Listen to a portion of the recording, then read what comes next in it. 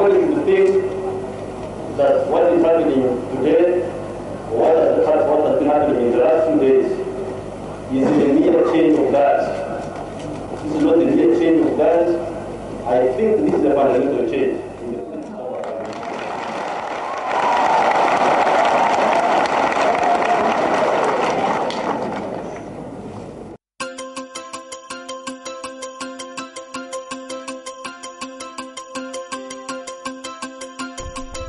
The implementation of the fundamental change began with empowering people by enabling them to freely choose their leaders through the resistance councils.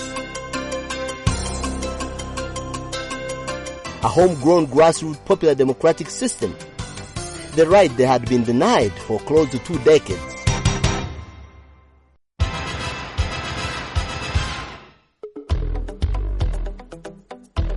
Subsequently, the people's representation at the national level was further exercised with the formation of the expanded NRC. For the first time in the country's history, Ugandans were participating in discussing national matters through representatives elected on individual merit, an arrangement that transcended social, political, and religious leanings.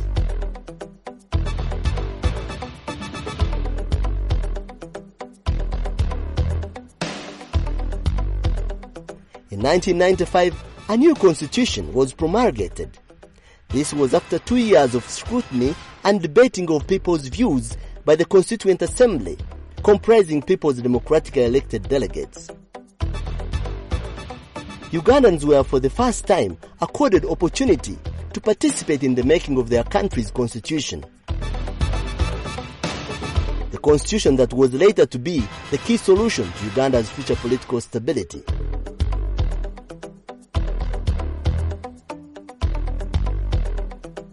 In 1996, the first no-party universal suffrage presidential and parliamentary elections under the new constitution were held. 4 presidential candidates were duly nominated to contest on individual merit. President Yoweri Museveni was among the 4 candidates.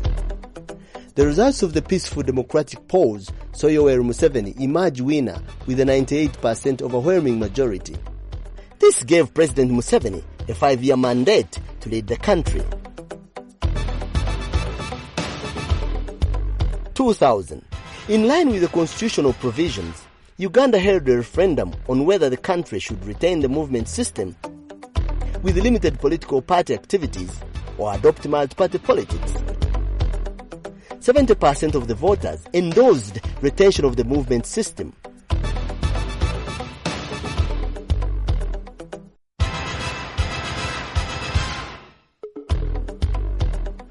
Subsequently, President Yoweri Museveni was re-elected to a second 5-year term in March 2001. In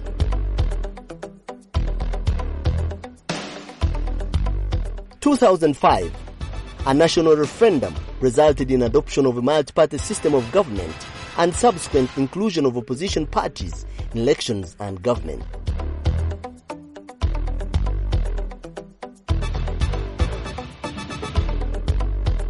In February 2006, the country held the first multi-party general election under the new constitution.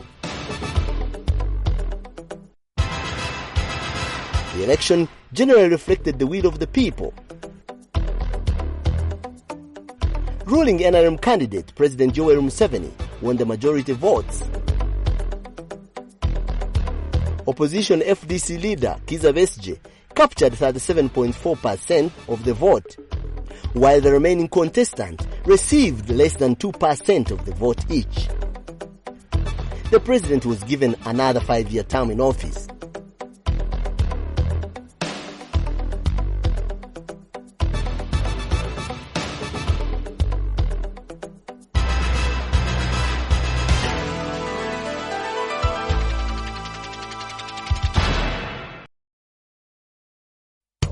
Consolidating peace and security ranks among top priority areas of the NRM government. The constitutional name change of Uganda National Army from the National Resistance Army to UPDF in 1995 marked the beginning of the institution's grand transformation. By 2006, the institution had registered tremendous success in the professionalization and modernization program and was set to embark on the next phase under President Museveni's then new administration.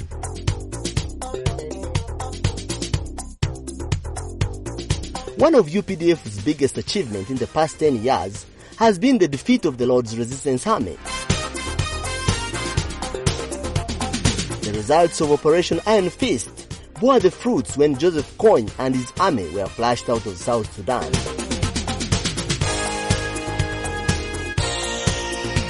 In 2006, then South Sudan Vice President Riek Machar initiated peace talks between LRA and government of Uganda.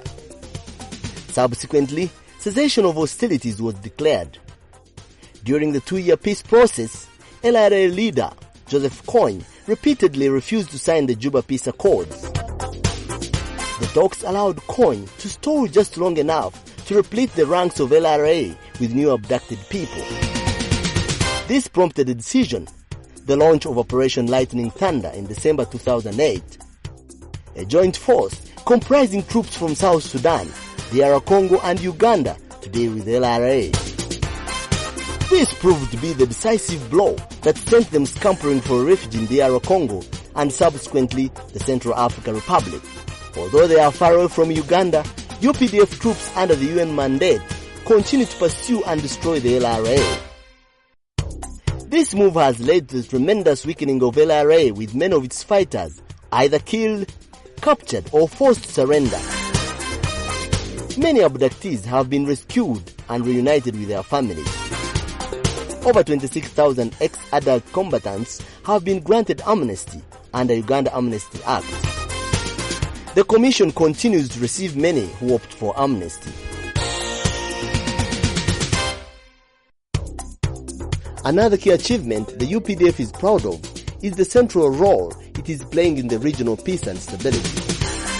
On the 9th March 2007, the first contingent of the UPDF troops left Uganda under the auspices of the African Union for a peacekeeping mission to Somalia. For 7 years, UPDF has virtually restored sanity in the formerly war-torn country, enabling the Somalia Transitional Federal Government re-establish peace and stability in the country. The UPDF promptly defused the recent volatile situation in South Sudan in response to a request by the UN to intervene. This intervention has restored order, enabling flourishing trade from Uganda to resume normally.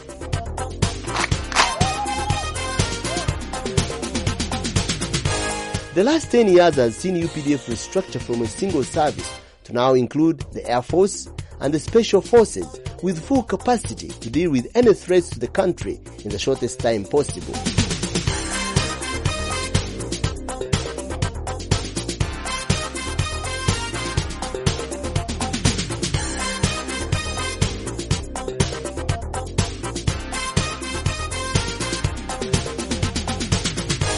NRM's success in defeating insurgency, subsequently restoring peace and stability in northern Uganda, has been one of its biggest achievements in the last 10 years.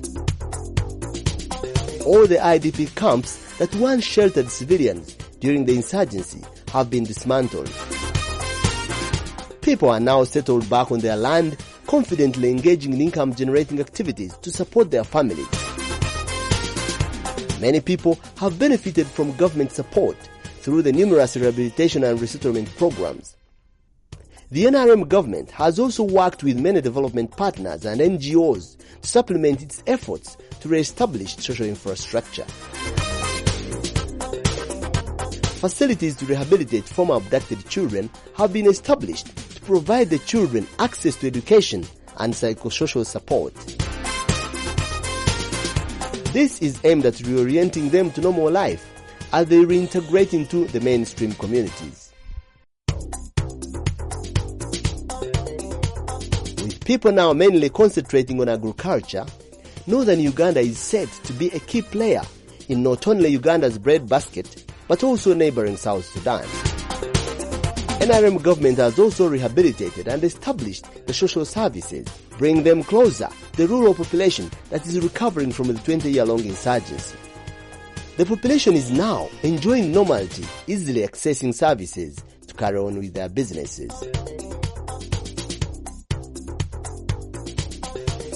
In Karamoja area, the NRM government has spearheaded the pacification of the once lawless region.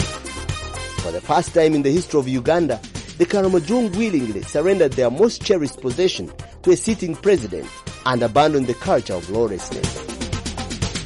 This trend has been reinforced by strengthening of police presence in the region. Modern police facilities have been established in every sub-county, including the very remotest places.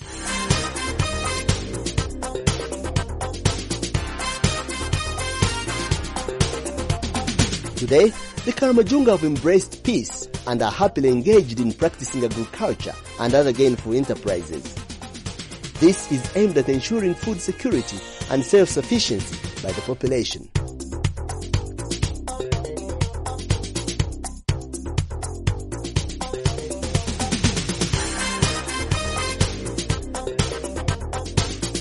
Infrastructure to ensure the well-being and health of the livestock has been constructed across Karamoja. In addition, hundreds of community animal health workers have been trained and equipped to provide basic vet services in every village. Besides, NRM government has constructed modern offices and equipped them to enable agricultural staff to serve the population.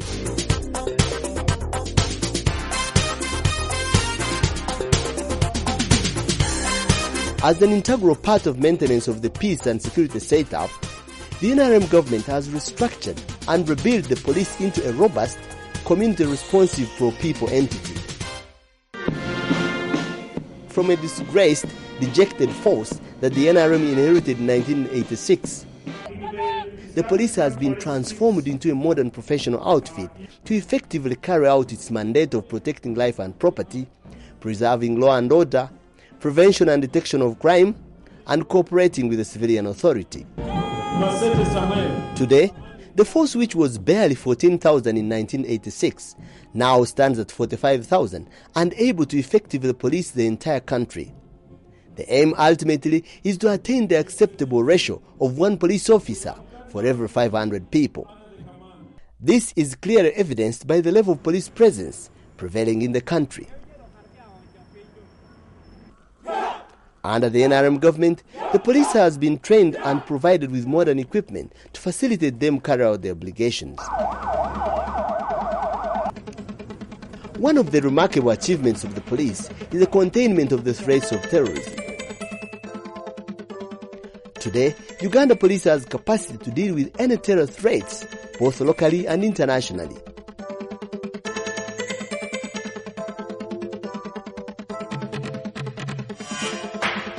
It was the first to deploy contingents of officers as peacekeepers in Mogadishu. This peace and stability, ushered in by the NRM, is what has provided the basis for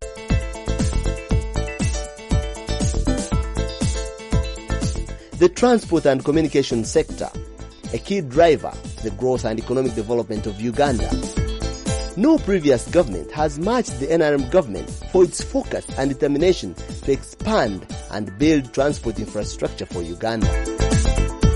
From less than 1,000 kilometers of tarmac road in 1986 to over 6,000 kilometers today.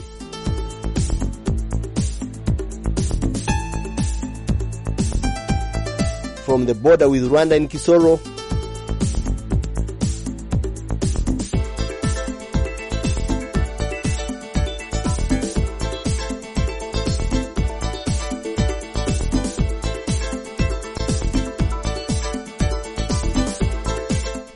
western border with the DR Congo at Impondwe,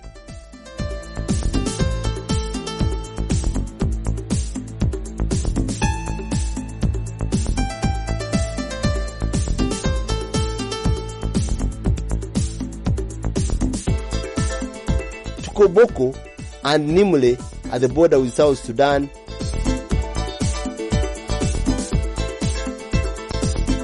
and Malaba at the border with Kenya, and Mutukula and Chikagati at the Tanzania border.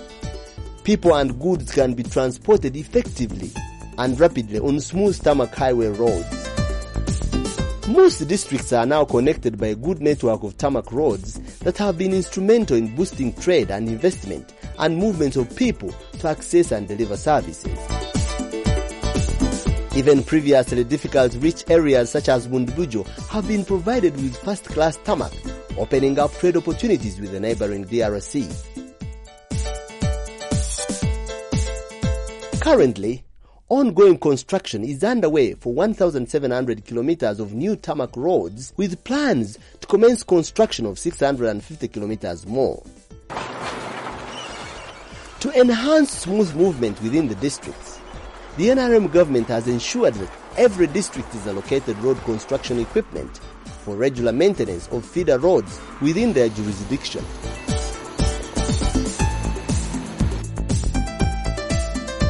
Given that the greater part of Uganda is covered by water bodies and crisscrossed by rivers, construction of bridges is very integral to the road network in the country.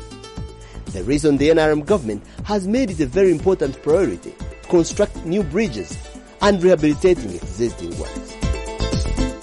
Commencement on construction of a new bridge across the Nile at Jinja is in the offing. This new bridge is expected to offer an alternative crossing to the existing Owen Falls Dam Bridge.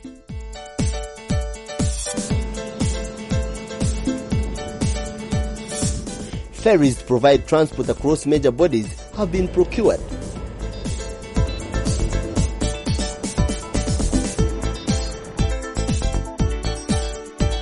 Plans are also underway to provide all island communities with ferry crossings so as to keep them in easy and constant communication with the rest of the country.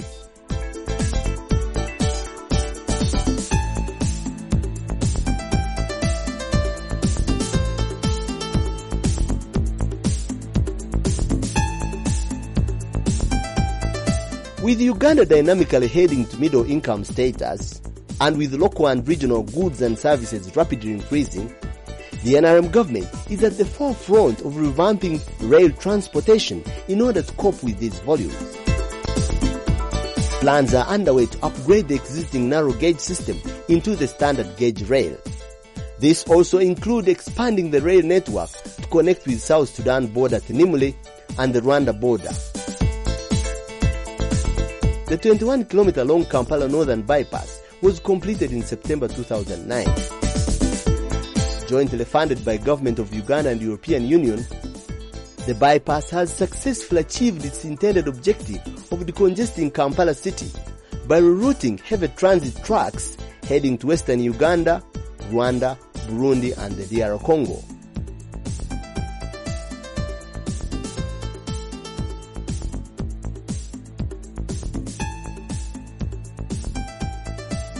The last 7 years have also witnessed major efforts to revamp aviation infrastructure. Ahead of CHOGM, the international airport at Entebbe was given a major facelift that introduced standards expected of a major gateway.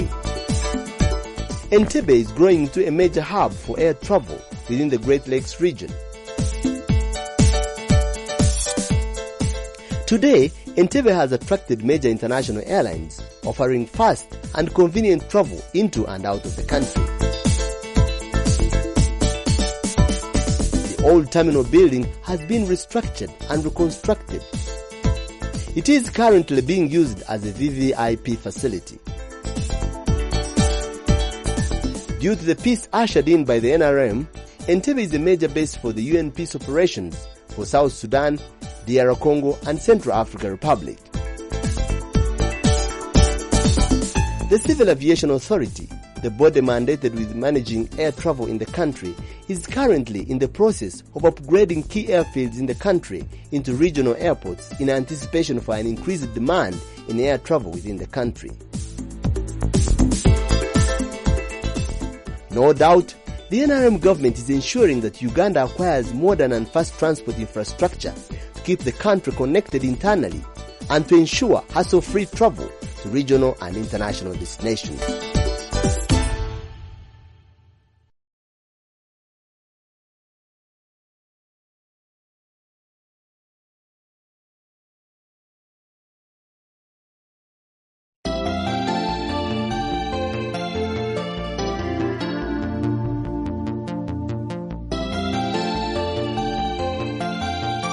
The health sector. Right from the onset, the health sector has been and continues to be a very important priority of the NRM government. Over the years, government has ensured that a minimum health package that effectively targets the most common ill health and death are dealt with. At the time NRM government came to power in 1986, immunization coverage for the 8 killer diseases among children was at 30%. Today, it is at 89%, with a remarkable achievement, total eradication of polio. In 1986, the biggest health challenge was HIV/AIDS, whose prevalence rate was at 30%. President Museveni took a personal bold initiative to spearhead the campaign against the pandemic. His intervention led to the substantial reduction of the prevalence rate to 6%. People living with HIV are living longer, healthier and productive lives because of accessibility to free ARVs and increased accessibility to HIV testing and counseling. More babies are being born without HIV because of the prevention of mother-child transmission of HIV intervention. A commitment for the total eradication of malaria is being achieved through distribution of mosquito nets and spraying insecticides to eliminate malaria. More than 60% of malaria patients have now access to treatment within 24 hours.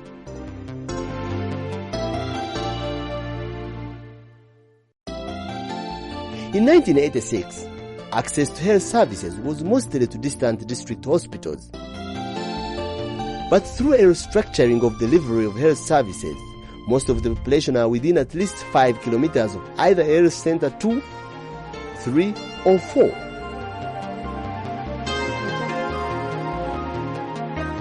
A new distribution and monitoring strategy has been adopted to ensure a steady supply of medicines through national medical stores. Mulago National Referral Hospital has been equipped with a state-of-the-art heart treatment center, the Heart Institute. This is the best equipped in sub-Saharan Africa, besides South Africa.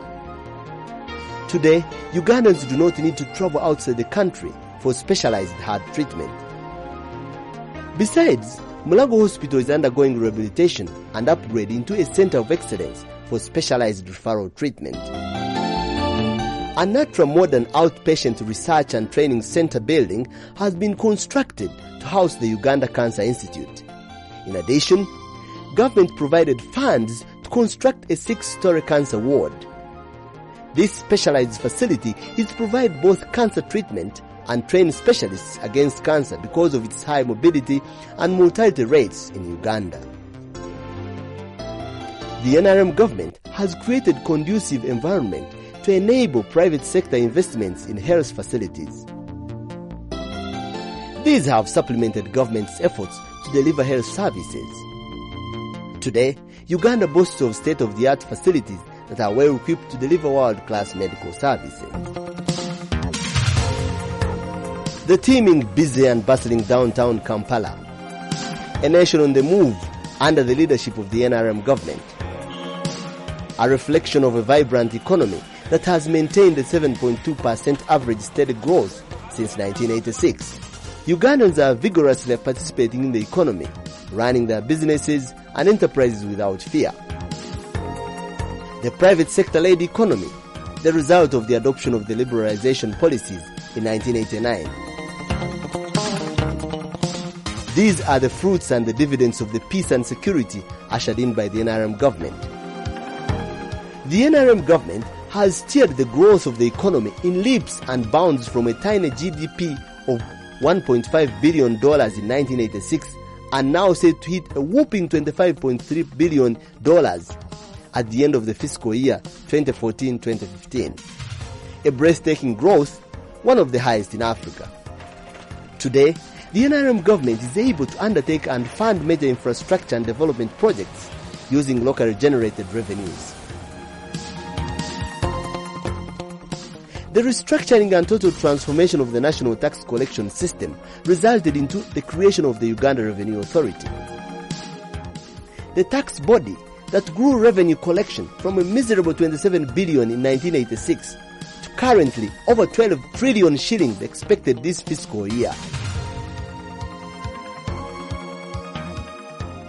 The Uganda Revenue Authority has been a success story whose effectiveness has become a model tax body for other African countries. With this collection funding 81.8% of the national budget, Uganda, under the leadership of the NRM, is on the threshold of achieving economic independence.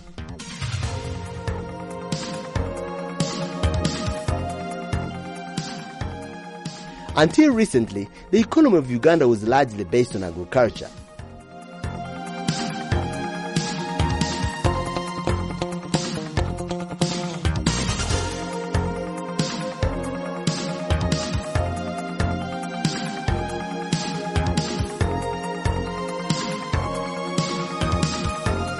Today, the structural transformation ushered by the NRM government has catapulted industry and services as the major drivers of the economy and prosperity. This has also brought in diversity in the number of economic activities engaging the population. But the bedrock of President Yoweri Museveni's fiscal and economic policies is banishing poverty out of Uganda and delivering prosperity to all Ugandans.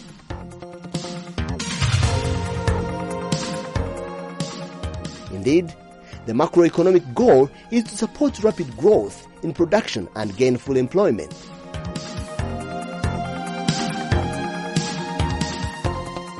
In 2006, Uganda's foreign direct investment stood at over $300 million, with a total planned investment of $600 million, indicating that Ugandans were also gaining momentum in investing back home.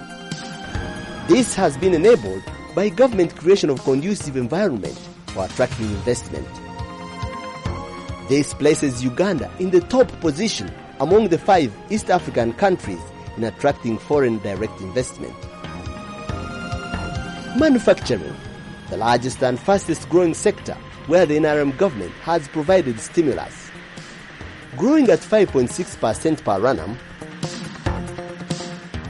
the sector employs close to 1 million people, with most of the products the country used to import now produced locally. With value addition now the NRM's priority emphasis, efforts are being taken to extend local agricultural produce, hence passing on the benefits to the farmers. Raw milk which was being thrown away is now being processed into powder milk, and long-life milk has found valuable export markets abroad. This is in line with the philosophy of President Yoweri Museveni of converting agricultural produce of Uganda into full consumer products.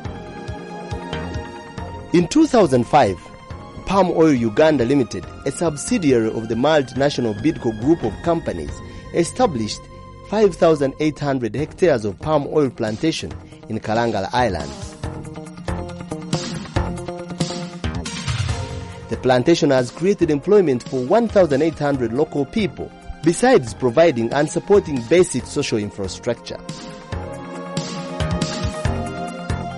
With support from International Fund for Agricultural Development, IFAD, and Government of Uganda, 350 outgrower farmers have also planted palm trees on their individual small farms to feed the company's oil factory. This has dramatically improved their household incomes. A farmer with 6 acres of palm oil plantation earns an average of 1.5 million shillings a month. Besides the plantation, the company established a state-of-the-art oil mill in Kalangala with a production capacity of 20 tons of crude palm oil per hour.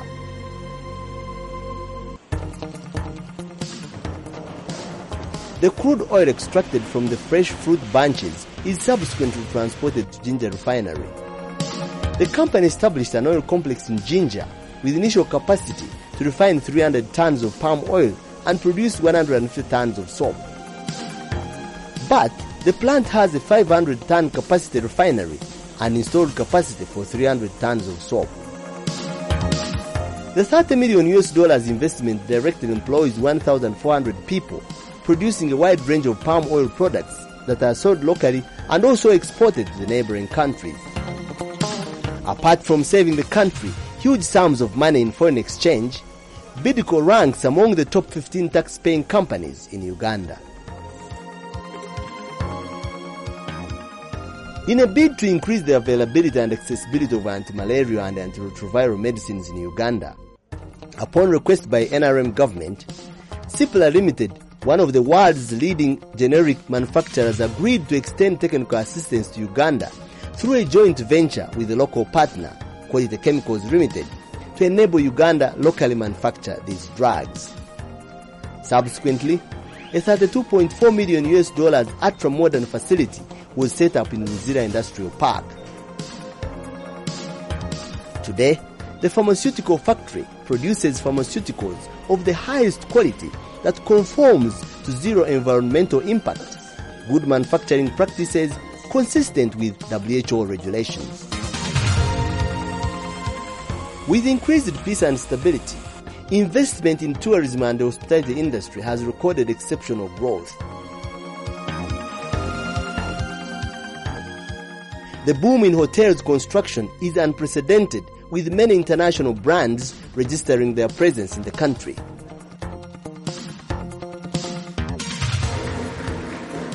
Uganda is now a hub for hosting international conferences.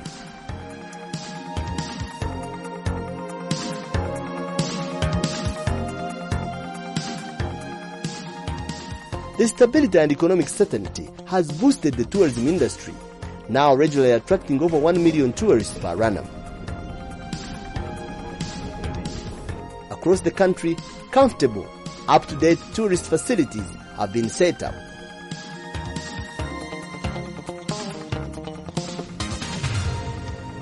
Following the restoration of peace in northern Uganda, Murchison Falls National Park became fully operational. New tourist facilities have been put up and there is a remarkable increase in the number of tourists visiting the protected area.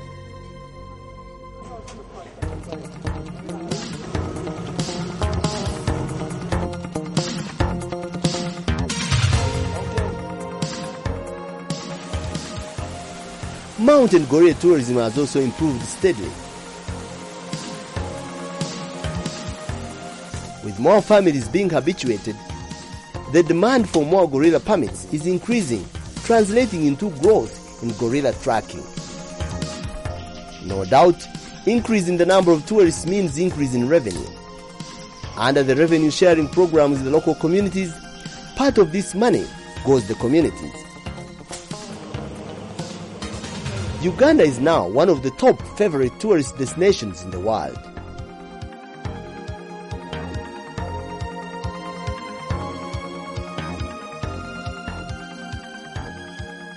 Investment in construction and real estate sector has been one of the most vibrant. With over 500 licensed construction companies, the industry is set to address the issue of housing deficit, especially in the urban areas. Several housing estates have sprung up in urban areas of Uganda, providing decent accommodation for the substantial number of urban dwellers.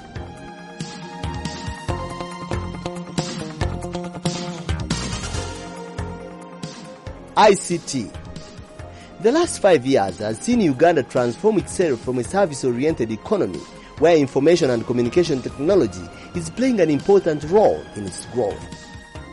One of Uganda's strategies is to utilize ICTs to create an efficient government aimed at simplifying procedures, bringing transparency, accountability, and making timely information available to all the citizens.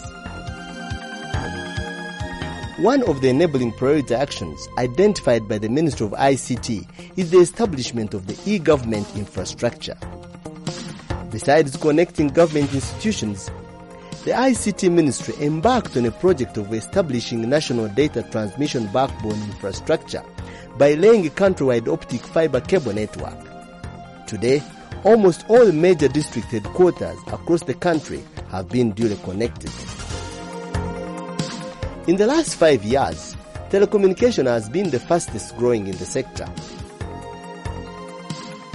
With a 55% teleconcentration, Uganda now has a telephone subscriber base of over 19 million people.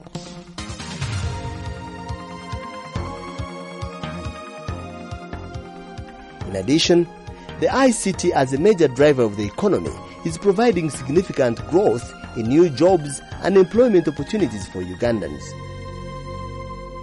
In 2013-14 financial year, mobile money transactions registered a transaction value of 18.6 trillion shillings.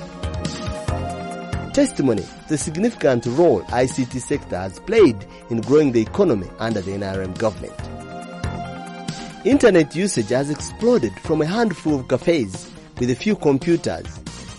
In the last 2 years, internet penetration has more than doubled with the introduction of broadband technology. This has accommodated the thirst for Ugandans to keep updated with social media, emails. It was completed and commissioned in 2011. The $700 million power generating facility has capacity to produce an abundant supply of clean, renewable energy for Ugandan homes and businesses using the power of falling water from a 300-meter high earth-filled dam. This is the biggest single infrastructure development project developed under the NRM government to date.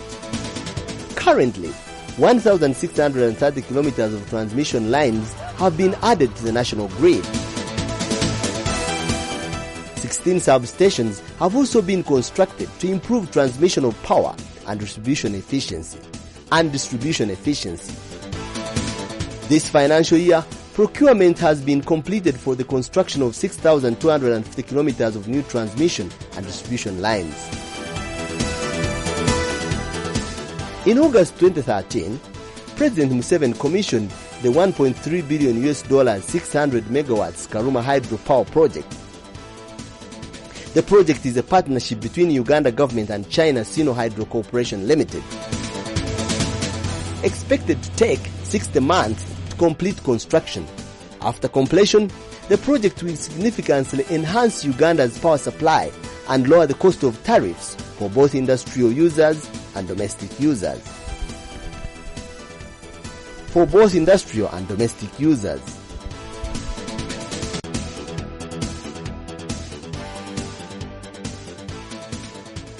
In October 2013, President Museveni commissioned the construction of yet another power station, Isimba in Kayunga. The 183 megawatts dam is expected to cost $556 million to be completed in 5 years. And on completion, it will increase the total installed electricity in the country by 23%. Other major hydroelectricity power stations in the pipeline by the NRM government include Ayago 600 megawatts, Oriang 400 megawatts, and Kiba 200 megawatts. These efforts clearly demonstrate the importance NRM government attaches the provision of electricity to power Uganda's dynamic economy.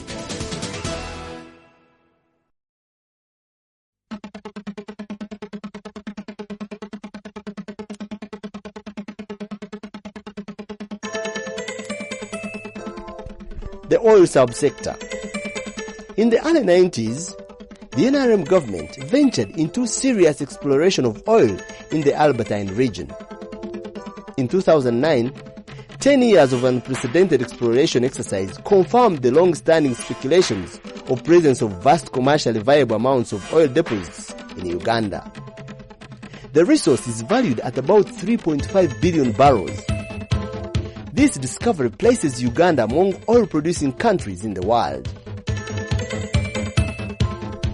The exploration area extends southward from Kanungu district, through Rukunjiri district, through Kasese district, Bundubujo district, through Bunyoro region, which is mid-western, Hoima and Blissa district, upwards to Amuru district and Arua. The stretch of the area is about 500 line kilometers from the Sudan border up to Kanungu. A total of 116 wells have been drilled with successful findings in 111 wells. Out of these have been flow tested. Plans are now in full swing to construct a 60,000 barrel capacity per day oil refinery. The land on which to be constructed has been acquired and affected persons are being compensated. The NRM government plans to develop a refinery as a public-private partnership with the lead investor holding 60% of the shares and the government together with participating East African community partner states holding up to 40%. The NRM's policy on oil and gas is to refine it strictly for the economic and social development benefits of Ugandans, especially funding infrastructure development projects.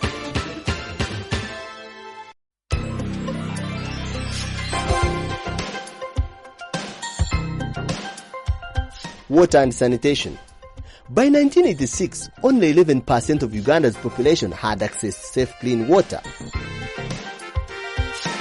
Under the NRM, government has steadily improved access to clean, safe water and sanitation. In rural areas, 65% of the population now have access to safe water within a distance of 0.5 kilometers. Access to clean, safe water in small towns has improved from 0% in 1986 to 51% currently. In the large urban areas served by the National Water and Sewerage, 73% now have access. To address the issue of water and sanitation for the rapidly growing population of Kampala, the NRM government invested heavily in rehabilitating and expanding the old water and sanitation facilities in the city. Gawa Water Works has been rehabilitated and expanded under several government projects. Plans for further expansion are in the pipeline to increase the production of water in Kampala from 180,000 cubic meters per day to 230,000. The old Bugolobi sewage treatment plant was rehabilitated and fitted with modern equipment to handle the increased volumes. Government has introduced a strategy to provide bulk water supply for agricultural and livestock production in the cattle corridor. To date, 144 valley tanks and earth have been completed, bringing the cumulative storage of water for production to an estimated 28.3 million cubic meters.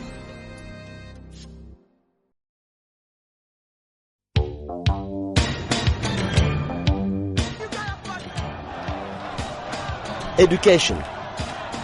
While campaigning for presidency in 1996, President Museveni was very concerned with the big number of children who are not attending school or were dropping out of primary school because of the failure to meet education costs. President Museveni promised to introduce free primary education if elected. Subsequently, the NRM government introduced free primary education in 1997. Following its implementation, gross enrollment in primary school shot from 3.1 million in 1996, 8.4 million to date. In 2007, the NRM government introduced universal post-primary education and training. Enrollment in secondary schools has reached 1.26 million students.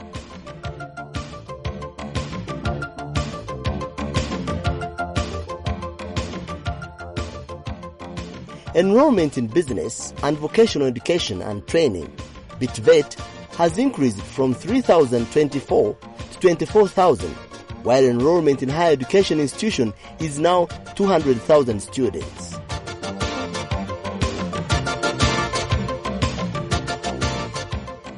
To date, the NRM government, with support from the World Bank, has rehabilitated and constructed 486 secondary schools. Currently, ongoing construction is continuing for an additional 639 secondary schools. The implementation of universal primary education, UPE, is one of the success stories of Uganda's education programs. The NRM government has invested heavily in the expansion of public tertiary education facilities. Besides the pioneer Makerere University, government has established 7 more public universities. They include, among others, Mbarara University of Science and Technology, started in 1989, Makerere University Business School, 1997, Gulu University, 2002, Chambogo University, 2003, and Busitema University in 2007. One of the reasons why NRM government invested heavily in the provision of free mass education is to ensure that there is equity in terms of accessing public resources. Besides the public universities, over 20 private universities have been established and now are contributing significantly to improving access to university education in Uganda.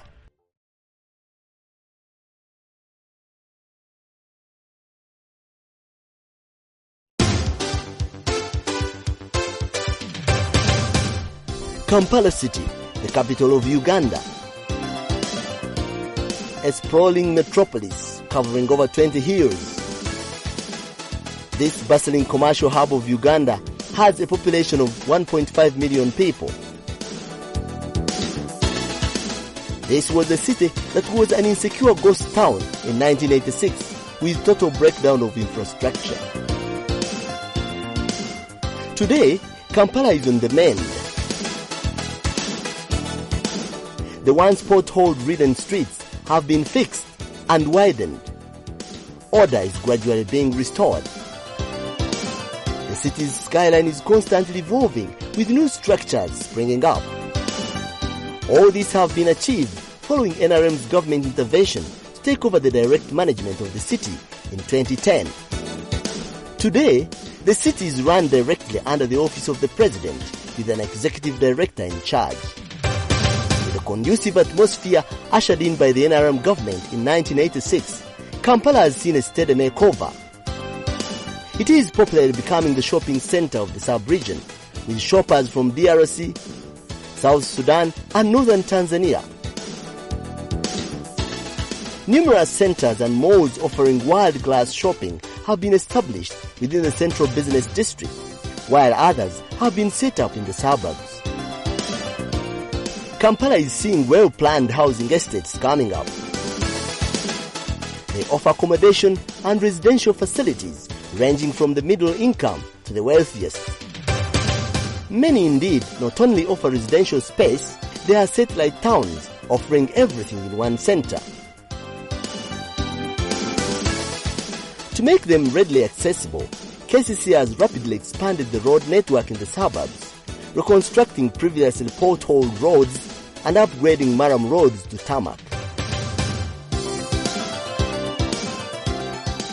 The northern bypass was completed in 2009 to divert heavy transit goods vehicles away from the city center. To ease access between Kampala and Entebbe Airport, construction of an 8-lane Entebbe Express Highway is underway. On completion, this highway will reduce the travel time and considerably address the problem of endemic traffic jams on the current Entebbe road. With these trends, Kampala is no doubt on the path to becoming a worthy administrative and commercial capital, and a city every resident will be proud of and happy to live in.